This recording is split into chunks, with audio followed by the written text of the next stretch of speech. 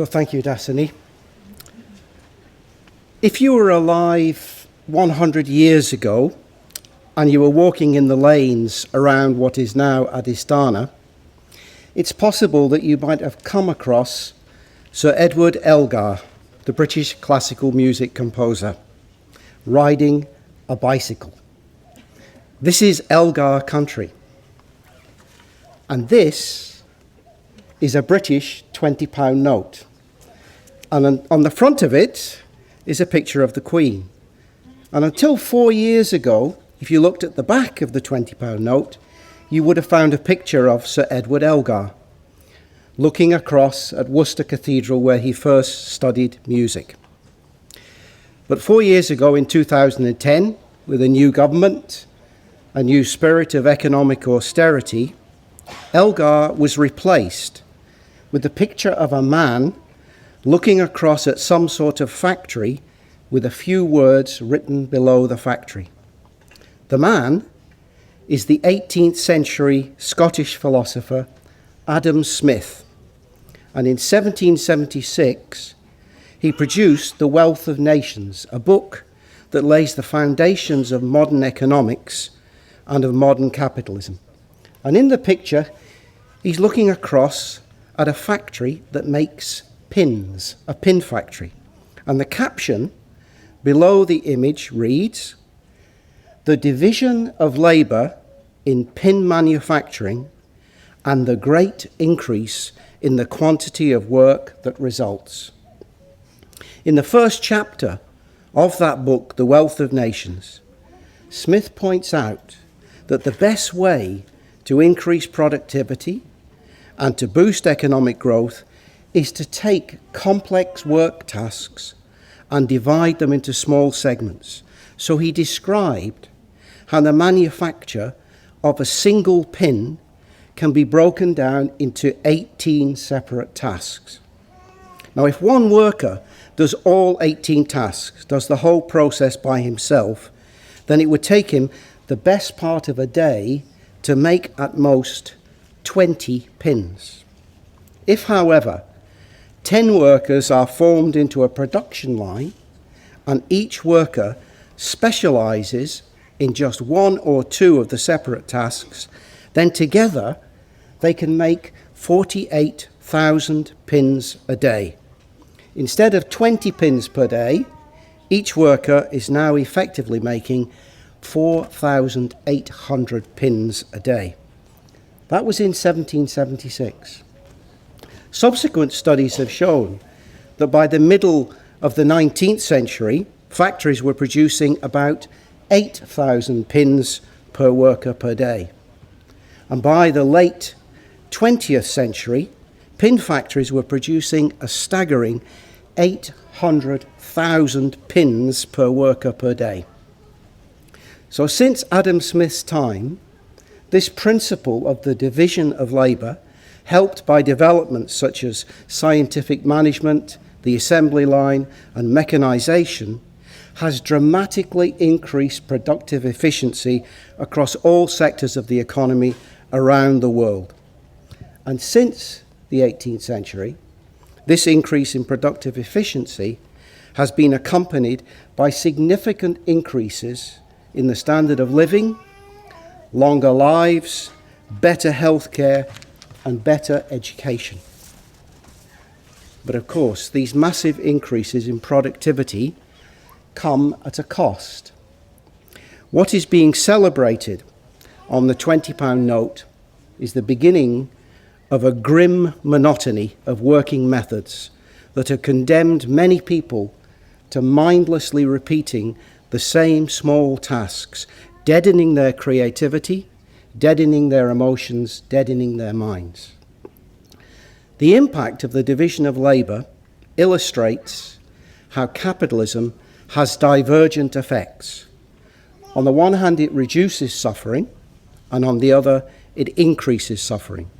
Now, some may argue that the suffering inflicted by capitalism is a necessary price for the progress made under capitalism in the last 300 years. Whether you agree with that or not, it's true, I think, that because of the progress that's been made over the last 300 years, there is now, for the first time, a realistic possibility of providing every man, woman and child in the world with decent shelter and enough food to provide for a fulfilling life. But the modern world is in thrall to a particular brand of capitalist economics known as neoliberal economics or free market economics that has gained a position of dominance over the last 30 years, ever since the rise to political power of Margaret Thatcher and Ronald Reagan in the early 80s. And the consequence is that the neoliberal capitalist system is locking us into a world of increasing inequality of wealth and power, chronically high levels of unemployment, especially for young people, and the destruction of the environment, threatening the lives of many species, including our own. So as Buddhists, concerned to end suffering in the world and to help create conditions for people to make the most of their human potential, I believe we need to do some serious thinking about our economic system and our attitude towards it. We need to understand what is happening in the world of economics. Must we tolerate the suffering associated with modern capitalism as a necessary price for economic progress? Is there something in the nature of neoliberal capitalism that prevents progress towards an economic system that reduces suffering and allows each individual person to fulfill their human potential whilst preserving and protecting the environment? Can Buddhism help us to conceive of something better than our current economic system? So I've been pondering these questions for the last year and a half, ever since I heard a comment made about Buddhism by a man called Slavoj Žižek. If you've not heard of Slavoj Žižek, he's a controversial Slovenian philosopher and cultural critic who's becoming increasingly well known in the West. He has a column in the Guardian newspaper now. According to Žižek, what he calls Western Buddhism is the perfect ideological supplement to capitalism.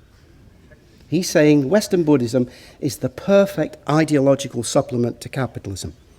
His argument is that when faced with the injustice, pain and suffering in the world today, the Western Buddhist takes cover in their meditation practice to avoid the full impact of this reality of injustice, pain and suffering. So when I heard Žižek's statement, I must admit I had a strong emotional reaction against it. Because for the first 25 years of my adult life, I worked as hard as I could in politics and trade unionism. I wanted to build a better world and to rid us of the suffering caused by capitalism. I was an idealist. I'm still an idealist. But although there were and are many good people involved in politics and in trade unionism, after 25 years I became disillusioned with that world. Disillusioned not with the ideal of a better world, but disillusioned by the hatred I sometimes experienced around me, by the power games, and by the increasing ineffectiveness of the methods used to try and bring about change. So 20 years ago, in the midst of that disillusionment and stressed out by overwork, I was very lucky to come across a meditation class in Sheffield in the north of England. And within a matter of few weeks, I knew that I had found a path that fitted with my idealism and that offered a different way to transform self and world together. I was particularly excited by Sangharakshita's talk of a new society. So after giving the last 20 years of my life to Triratna and to Buddhism, here was this guy, Slavoj Žižek, telling me that I was propping up capitalism and doing little to reduce suffering. So after that instinctive reaction against his statement, I realized that I needed to go back and take a closer look at the basic values underlying modern economics and capitalism and compare them with the values of Buddhism to see how different they are. So that's what I want to start with now. Taking a basic look at the values of Buddhism and of capitalism, starting with capitalism. So to begin to understand the basic values of modern economics and capitalism, we have to go back again to Adam Smith and his book, The Wealth of Nations. In particular, we need to take a look at something he called the invisible hand. So, why is this important, the invisible hand? Because to the dominant form of economics today, neoliberal economics, this is the core idea. The invisible hand is at the core of their beliefs. So what is this invisible hand? This is what Adam Smith wrote. It is not from the benevolence of the butcher, the brewer, or the baker that we expect our dinner, but from their regard to their own interest. We address ourselves not to their humanity, but to their self-love, and never talk to them of our own necessities, but of their advantages. And he goes on, every individual necessarily labours to render the annual revenue of the society as great as he can. He generally, indeed, neither intends to promote the public interest, nor knows how much he is promoting it. And this is the crucial bit. He intends only his own gain, and he is, in this, as in many other cases, led by an invisible hand to promote an end which was no part of his intention. Nor is it always worse for the society that it was no part of it. By pursuing his own interest, he frequently promotes that of the society more effectively than when he really intends to promote it. So what Smith is arguing is this: what motivates the butcher or the brewer or the baker, what drives them is their own self-interest, their own greed and profit. And this, he says, is a good thing, because as long as every individual in our society pursues their own gain or profit, chases after their own self-interest, then everyone in society benefits. All this comes about through the operation of this invisible hand. So where did he get the idea for this invisible hand from? It's thought that most likely he took the idea from a religious metaphor that was in use in his time. In other words, the working of the economy and the benefits of the pursuit of self-interest and profit are God-given. This is how God made the world. Later, in the 19th century, the invisible hand came to be associated with the more secular idea of the survival of the fittest from Darwinian theories of evolution. It was thought, and is still thought by many economists, that just as self-interest drives evolution, so self-interest drives economic success. But whatever force is believed to lie behind this invisible hand, whether it's a God-given force or an evolutionary force, the implication is the same. The ruthless pursuit of self-interest, of greed, and of profit promotes the well-being of the whole of society. Survival of the fittest works to promote the well-being of all.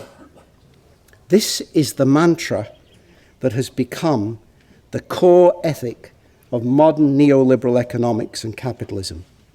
It is the ethic that supersedes all other ethical considerations. There's a very famous American Nobel Prize-winning economist called Joseph Stiglitz. He's a critic of neoliberal economics. This is what he said about the invisible hand. To the morally uninspired, it's an appealing idea. Selfishness as the ultimate form of selflessness. Selfishness as the ultimate form of selflessness. If you are a businessman or a banker, it doesn't matter how selfish or even how unethical your behavior is. You can always justify your actions because you can say that at the end of the day, you are selflessly giving of yourself to promote the interests of all. Selfishness is the ultimate form of selflessness. Moreover, from the quote I read earlier, you may have noticed that there is an additional aspect to Adam Smith's original argument.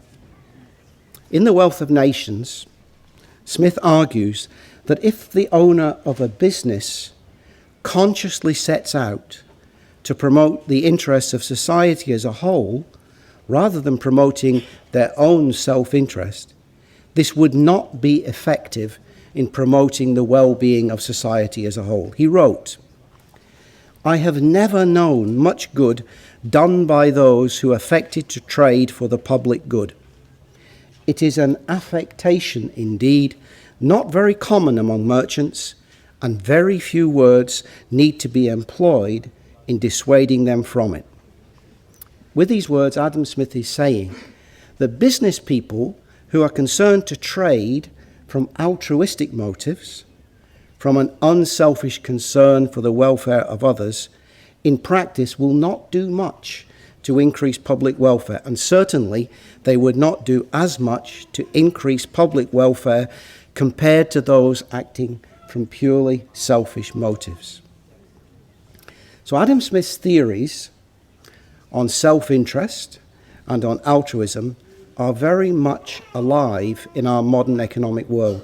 And I want to illustrate this by looking at one man who has strongly influenced the economic policies of two recent Democratic presidents of the United States. He's called Lawrence Summers. He's an economist, and he was Secretary of the Treasury under United States President Bill Clinton. He was rather like the British Chancellor of the Exchequer. And he recently was an economic advisor to President Barack Obama.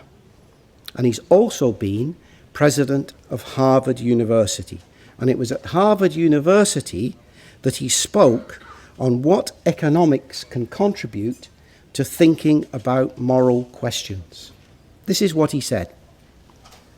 One of the things that bothers many people of faith about market mechanisms is the idea that there is something wrong with a system where we are able to buy bread only because of the greed or profit motive of the people who make the bread. Here, I would be very cautious. And he went on. We all only have so much altruism in us. Economists like me think of altruism as a valuable and rare good that needs to be conserved. Far better to conserve it by designing a system in which people's wants will be satisfied by individuals being selfish and saving that altruism for our families, our friends, and the many social problems in the world that markets cannot solve. That's seriously what he said. He believes himself to be preserving virtues like altruism for use where he believes they are really needed. But fundamentally, he believes that when it comes to the economic marketplace, what matters is the motive force of selfishness, greed, and the profit motive. Now just think about what he's saying about altruism. It's incredibly odd, isn't it? Is concern for others, Is altruism really like a commodity or a resource that has limited supply, rather like a fossil fuel that is diminished with every use? There's another American who wrote a criticism of this view, a man called Michael Sandel. You may have heard him. He's been on the BBC radio quite a lot over the last few years. He's a critic of the ethics of modern capitalism. And he writes this: altruism, generosity, solidarity, and civic spirit are not like commodities that are depleted with use. They are more like muscles that develop and grow stronger with exercise. One of the defects of a market-driven society is that it lets these virtues languish. To renew our public life, we need to exercise them more strenuously. Why do we practice the Metabhavana? Because we believe that with practice and exercise, we can strengthen our kindness and concern for others. We know that what Michael Sandel is saying is right. So let me just briefly recap before I talk about the Buddha's view of all this. According to neoliberal economics that dominates economics in the present day, selfishness, greed, and the profit motive drive this invisible hand. And this invisible hand is either God-given or is a given evolutionary inheritance. And through the workings of the invisible hand, the economy grows in such a way that everybody benefits from selfishness and greed. There may be a role for altruism, but that role is outside the economic marketplace. And within the economic marketplace, selfishness, greed, and the profit motive must be allowed to rule and flourish. These are the basic beliefs that underlie modern economics. But let's turn to the Buddha now. What can we learn from the Buddha's teachings? Of course, he lived 2,500 years ago, far removed from modern capitalism. But if you read the Pali Canon, you see that the Buddha was a very astute observer of the emerging economy in the Ganges plains. He was very familiar with the activities of farmers, merchants, traders, and craftspeople. He gave advice to business people. He gave advice to rulers on their social and economic policies. And he had unrivaled insight into human nature and the causes of suffering. So I'm going to focus to begin with on one particular teaching, one sutta, called the Aganya Sutta. And in this sutta, the Buddha tells a mythological story of the beginnings of our world and of its socio-economic structure. Because it's a myth created by the Buddha, we don't have to literally believe the story. Some believe that the story is a parody by the Buddha of the Brahmin creation text. Nevertheless, I think the story contains important truths about human beings and the development of human society. In the story, the Buddha identifies tanha, which means thirst or craving, as an important and critical part of the human condition. In the story, once tanha has arisen, it causes humans to crave and exhaust one foodstuff after another. And after exhausting various foodstuffs, the crux of the story comes when humans are dependent on rice for food. To begin with, the rice grows wild and miraculously replenishes itself overnight. But because the rice has to be collected every day, so eventually some become tired with this and begin to hoard and accumulate increasing amounts of rice so that they don't have to go out and collect it every day. As the rice is hoarded, problems arise with its supply. People then start to divide up the land and establish boundaries and grow their own supply of rice. So we have the emergence of private property.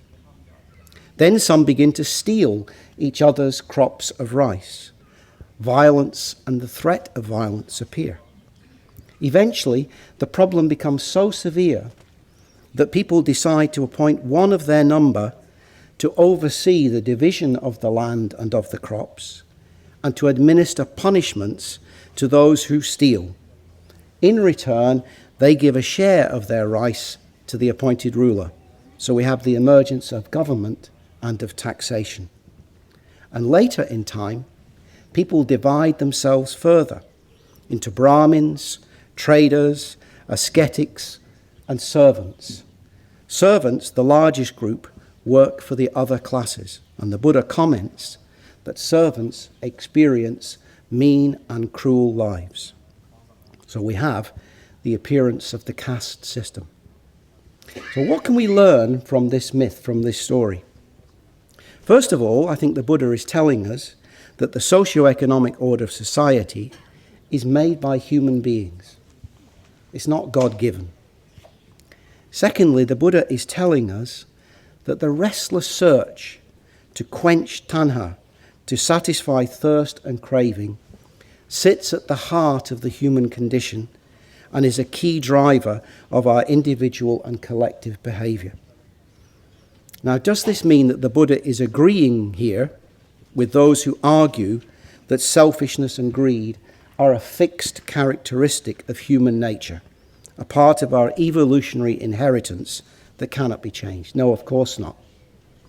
In the Aganya Sutta, the Buddha is showing us how suffering and the causes of suffering arise in dependence upon tanha. But in other teachings, he shows us how to overcome suffering. And I think we can sum up the Buddha's overall message like this. We are born with tanha, the restless search for the satisfaction of our desire. We seek the satisfaction of our desire in clinging to things that are impermanent and subject to change. And when they change, we experience dukkha, we experience suffering. Things that are impermanent and change in dependence upon conditions are incapable of giving us lasting fulfillment. Because of our ignorance, we do not see this. The Buddha uses this fundamental insight into the nature of the human condition and combines it with what he no doubt could observe happening 2,500 years ago in the emerging economy of the Ganges Plains to create the myth of the Aganya Sutta. What the Buddha is describing in the Aganya Sutta is the ignoble search, the anarya pariyesana, the restless and fruitless search to satisfy desire with conditioned and impermanent things. It was the Buddha's realization that seeking satisfaction and fulfillment in conditioned and impermanent things was bound to fail that led to him leaving home and starting out on the Arya Pariyesana, the noble search. The Buddha channeled his tanha, his thirst and desire, into a desire to find a deeper and lasting source of fulfillment and to end suffering. When he gained enlightenment, the Buddha succeeded in this noble search. He overcame craving and found a lasting source of peace and fulfillment. The Buddha teaches us that the way to end suffering is through generosity and loving kindness and the practice of ethics, through meditation and through reflection and the gaining of wisdom. And if he were alive today, I believe the Buddha would say that we are living in a society dominated by the kind of tanha that manifests in the restless, ignoble search, characterized by greed, hatred, and delusion. Actually, there's two present-day commentators on economies that capture, I think, something similar to what the Buddha would say. Neither of these two commentators, I should add, are revolutionaries. One of them, Charles Handy, is regarded as one of the most influential business gurus of the second half of the 20th century, not a revolutionary. And the other, Tim Jackson, is a professor at Surrey University and the author of an important book called Prosperity Without Economic Growth. So Charles Handy wrote this: under capitalism, economic growth depends ultimately on more and more people wanting more and more of more and more things. More and more people wanting more and more of more and more things. The treadmill of economic growth relies upon an ever-increasing number of consumers who must desire more and more consumer goods. That's Charles Handy's view. And Tim Jackson said, it's a story about us, people, being persuaded to spend money we don't have on things we don't need, to create impressions that don't last on people that we don't care about. That's a brilliant statement. If you ever get a chance, it's actually on YouTube. I think it's actually a TED talk by Tim Jackson. So we are bombarded with advertising that pushes us into spending beyond our present means on things we didn't even know we needed to keep up appearances with the spending patterns of people with whom we have very little meaningful connection.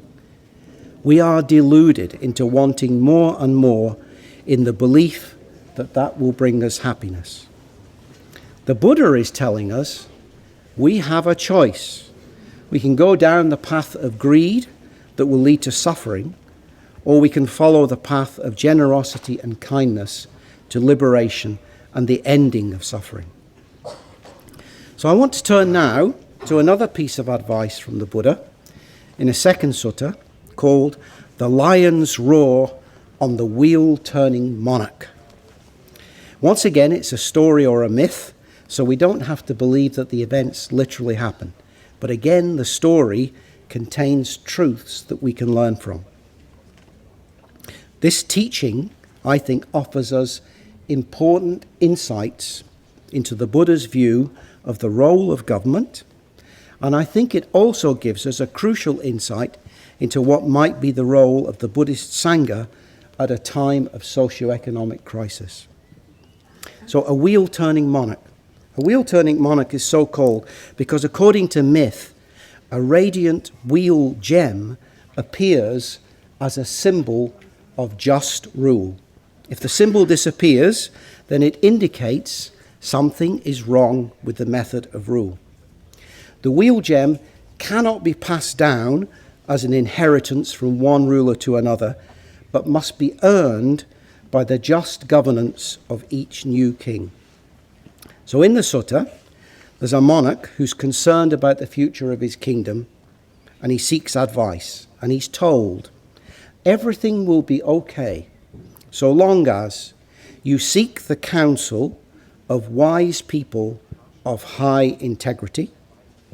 You yourself follow the teachings of the Buddha on morality and wisdom. You protect all of your people. You prevent crime, and you give property to the needy. In this way, he was told, his rule would be just and the symbol of the wheel gem would remain visible. The king followed his advice, and for 7 generations his descendants followed his example, each of them by their own policies and actions renewing the symbol of the wheel gem. Eventually, however, one of his descendants followed most of the advice but did not give property to the needy. As a consequence of this neglect, poverty became widespread. As poverty spread, the poor had no means of making a living, so some of them began to steal from those who had what they needed. In order to forestall the increase in theft, the king introduced capital punishment for theft.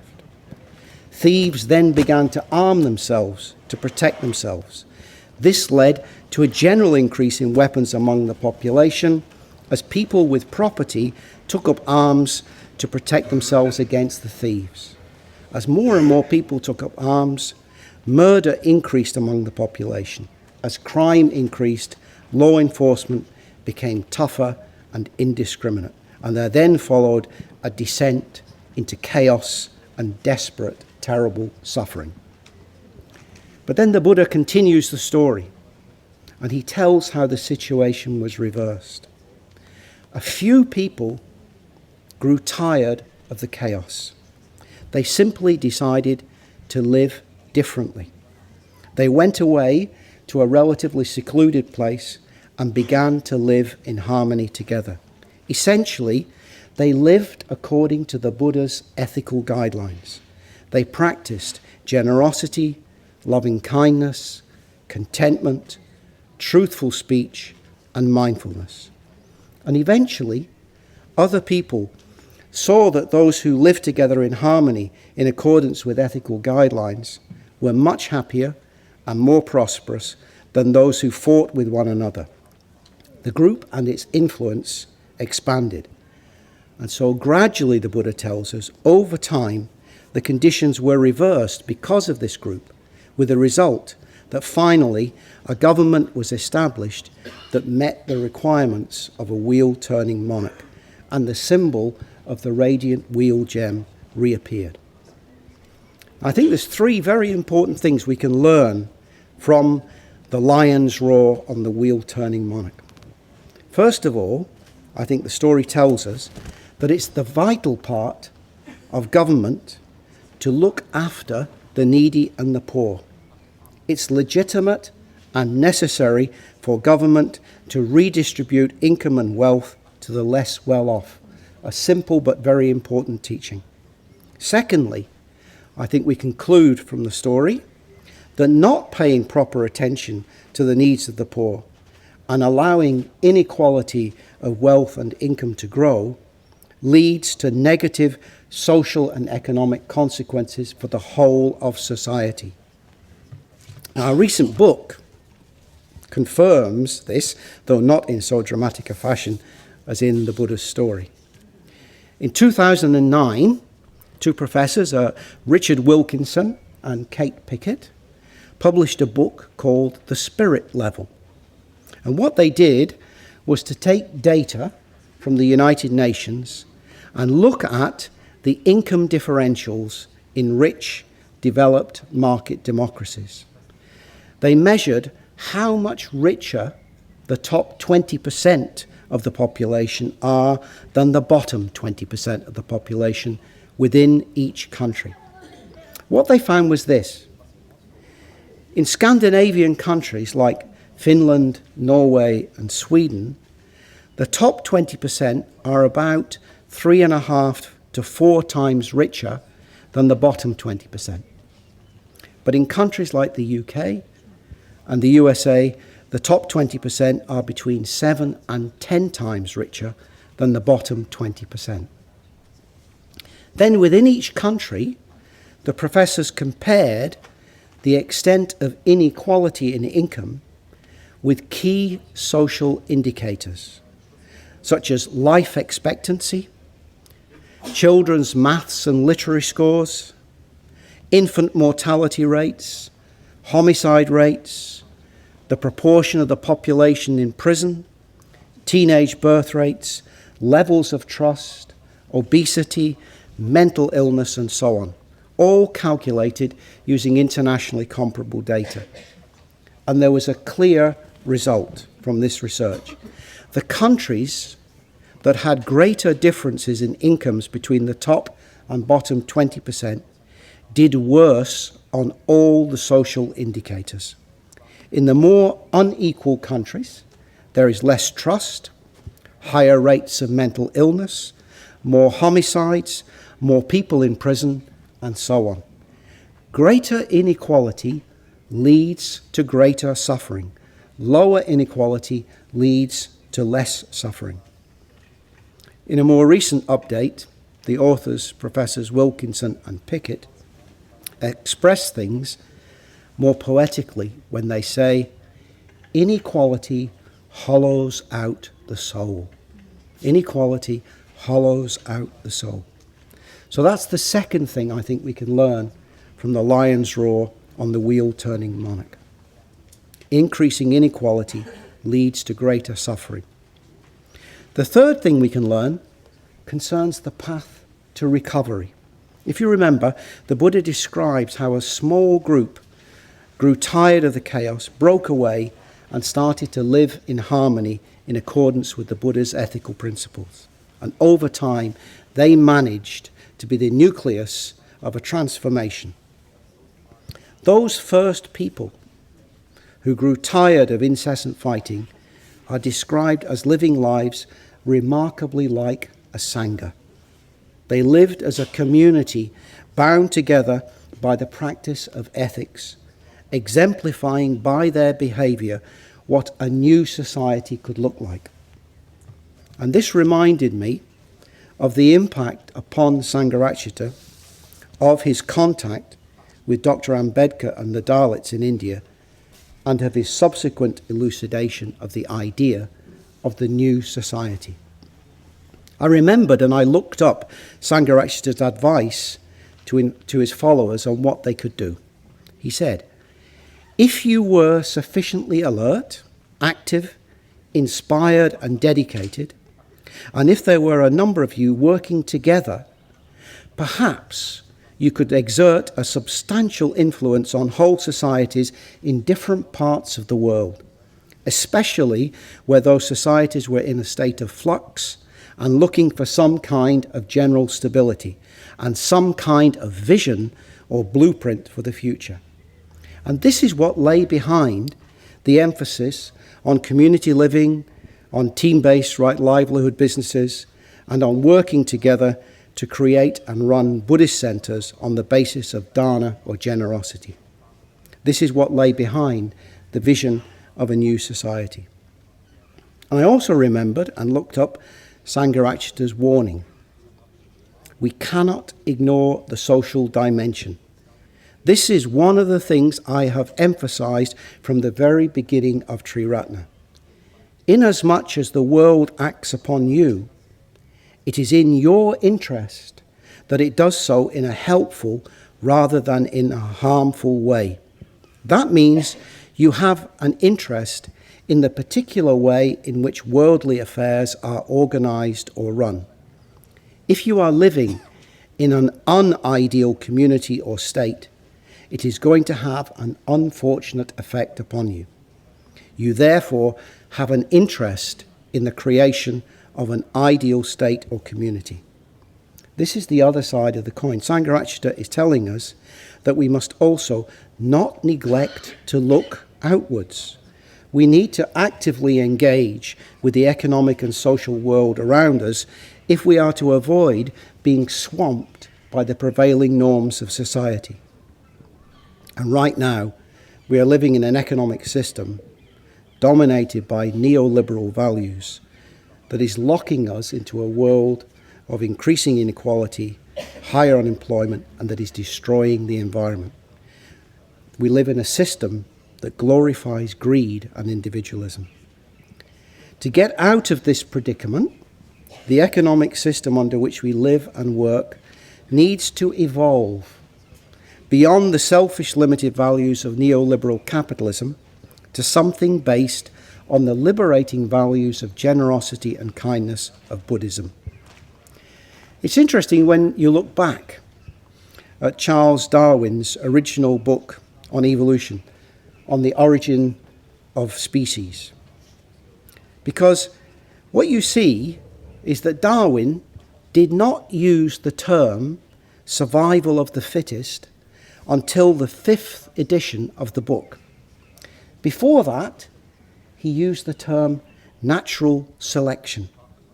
Darwin borrowed the phrase survival of the fittest from a man called Herbert Spencer, who had enthusiastically embraced Darwin's theory as a justification for his own economic theories. And something was lost, I think, when Darwin changed the terminology. In particular, another aspect of Darwin's theory of natural selection was lost, that was largely ignored by biologists and evolutionary theorists until relatively recently.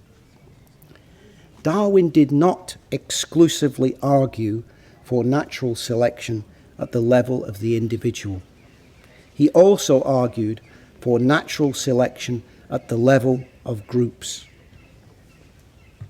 Whilst he argued that self-interest is a key factor in evolution at the level of the individual, at the level of group selection, other moral qualities come to prominence, like altruism. In another book called The Descent of Man, Darwin argued that the human species had succeeded because of characteristics like sharing and compassion. Those communities, he wrote, which included the greatest number of the most sympathetic members, would flourish best and rear the greatest number of offspring. In other words, he was saying, humanity's progression depended upon transcending the individual values of selfishness and greed and replacing them with the values of sharing and compassion. This is a very different story of evolution. So I would argue that if Darwin is right, that just as the human species has been successful because of characteristics like sharing and compassion, then it is time for our economic system to evolve, to reduce the role played by selfishness and greed, and to allow altruistic qualities to flourish. Unless the values at the heart of our economic system change, then I think any changes of economic policy are destined to have a merely superficial effect. This is the challenge facing us. We as Buddhists are well placed to bring out the ethical and moral choices involved in this issue and to argue for the values of generosity, kindness and compassion and against the values of selfishness and greed. So how might we do this? So I've got some suggestions. I've got 4 suggestions for us as individuals and 4 for us as a Sangha. And that's what I'm going to finish with. Firstly, to do with individuals. Well, to start with, it may be obvious, but I think it does need to be emphasised. We have to work to transform ourselves. Our daily practice of ethics, meditation and wisdom is the foundation. Emphasis on transforming the collective is empty unless it is based on transformation of the self. The second thing is, and this might surprise you, I think we need to educate ourselves in economics. If we wish to reduce suffering in the world, as aspiring bodhisattvas, we cannot ignore the debate about our economic system and its effects. The future of the world depends on the outcome of this debate. Last November, you may remember this, when Boris Johnson, the Mayor of London, declared that inequality is essential to foster the spirit of envy, and he called upon the Gordon Geckos of London to display their greed to promote economic growth. This wasn't just the bluster of a populist politician. He was articulating in a rather crude way a set of beliefs and values that are deeply held by those who promote the neoliberal capitalist path and who control our economy. We talk about accountability, of holding politicians or business leaders to account. There was a time when accounting was seen as revolutionary, in that it enabled ordinary people to see for the first time how their rulers acquired and spent their money. The English word accountability comes from accounting. It came into use in England for the first time when the French Revolutionary Constitution of 1793 was translated into English. There's a clear and close relationship between democracy and accounting. And at the moment, I think we've lost sight of the importance of accounting, especially as it is reflected in the economic behaviour of governments and businesses. We need to reclaim that knowledge. to become literate in economics. And if you want to make a start on this, there are many good books on economics written for a lay reader, but I'm going to recommend 4 particular books to you, very readable. The first is by E.F. Schumacher, Small is Beautiful. Some of you I know, I'm sure, will have seen this book, Small is Beautiful. First published in 1973, but it's still an inspiring alternative to the economics of today. It even has a chapter entitled Buddhist Economics. The second and third books are by a man called Dr. Ha-Joon Chang. He's an economist at Cambridge University. He's on a quest to show how much of economics is actually common sense. You may remember, some of you are older, in the 1960s we had Chairman Mao's Little Red Book. Well, this is Ha-Joon Chang's Little Blue Book. And he says in it, 5 things they don't tell you about economics. 1, 95% of economics is common sense. 2, economics is not a science. 3, economics is politics. 4, never trust an economist. And 5, economics is too important to be left to the experts.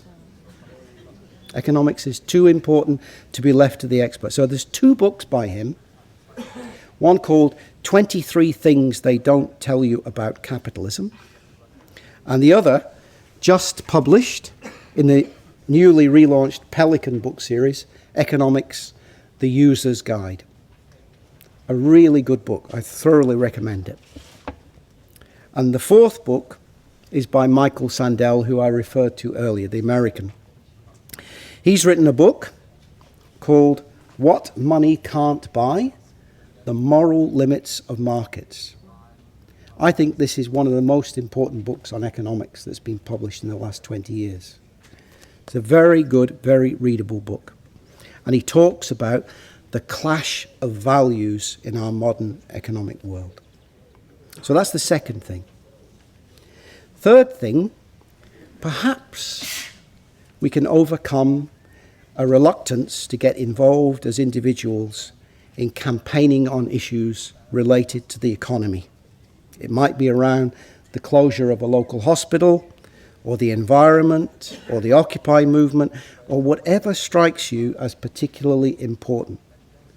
Unless we are engaged in issues that people care about, and unless we are in dialogue with concerned activists, we are always going to be limited in our ability to communicate the Buddhist values that are necessary for a fundamental transformation of the way the world works. And unless we have our ear to the ground, we are going to lose touch with progressive ideas and movements. So that's the third thing. Fourth thing, and again, this may be stating the obvious, but we do need to consider whether in our individual behavior we always exemplify the values that we propound. This is not easy sometimes. Actually, it's quite difficult and challenging, as I know, and I'm sure you know.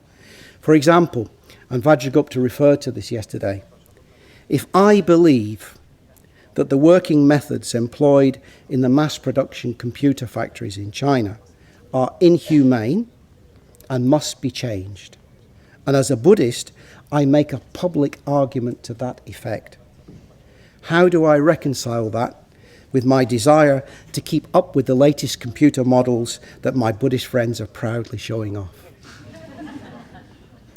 Not easy, not easy. Unlike coffee or tea, as far as I'm aware, there aren't any fair trade computers.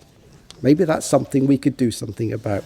What can we do to help change the situation? I'm sure you could think of your own examples. And many times, of course, it won't be easy to find an answer. But at least we can make these issues conscious. So now I want to turn to what we can do as a Sangha.